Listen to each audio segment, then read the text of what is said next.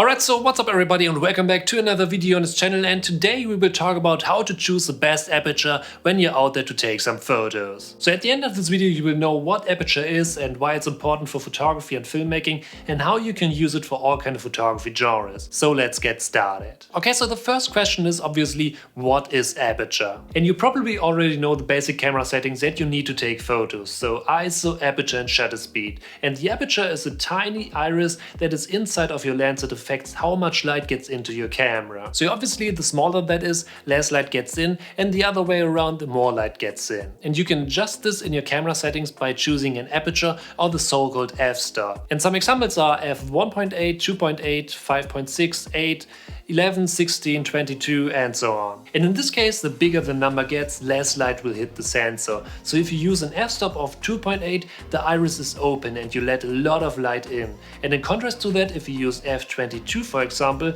only a small portion of that light will enter the camera. So what you should notice is that the basics here are really simple, but why is the aperture so important for photography? Well, actually there are two things we need to talk about, and the first one is all about the brightness of your image. If you choose an f-stop of 2.8 for example, you let a lot of light in, and that makes the overall image brighter. So especially in low light situations that's a huge advantage because you can let more light in to make the overall image brighter. And of course if it is really bright outside you can compensate that by using a larger f-stop number to make the overall image darker again. But the second topic we need to talk about is in most cases way more important for photographers, and this one is all about the shallow depth of field or blurriness of the background or bokeh. So how unsharp or sharp the background behind your key element is. In the end that's the creative way to use aperture. And to show you how all kind of different aperture settings affect an image, let's get out there and take a couple of test shots so we can talk about them. So now we have our key element here and we will start with 1.8.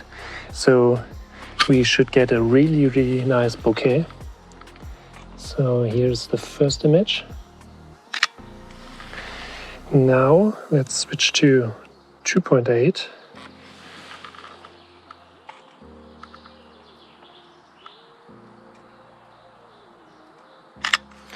Perfect.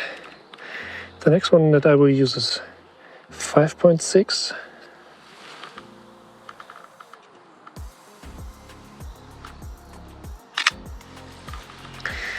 The next one is f8.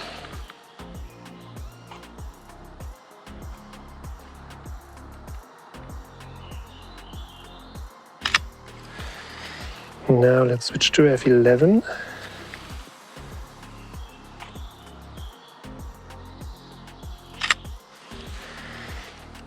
f16.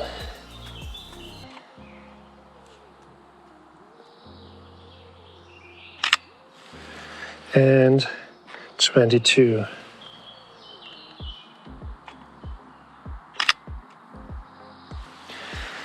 Okay, so now we've taken a couple of test shots with all kind of different aperture settings, and you can now see how this affects the image. At 2.8 we have a really nice bokeh in the background, and if we start to increase the aperture we can see that more and more will be in focus in our image. So if you want to have a really nice blurry background you need to use a smaller f-stop number, and if you want to avoid the blurry parts in images you can use a larger f-stop number. But the question of this video is how to choose the best aperture if you want to take some photos. And this depends on two factors, and the first one is all about the lighting situation. So for example, if you need to take photos in a dark environment, there might not be enough light for an f-stop of f16 or 22. In this case you need to use a smaller f-stop to let more light in to brighten up the image. And the second aspect you need to care about is the blurry background of your photos, so what kind of photos you want to take. Especially if I take portraits, I really like to use an f-stop of 2.8 for example to get this really nice bokeh to separate the model from the background. But in some other situations it might be better to use a larger f-stop number, because it can happen that parts of your key element won't be in focus anymore if you just shoot at 1.8. Or if you want to take landscapes where you have a fore and background,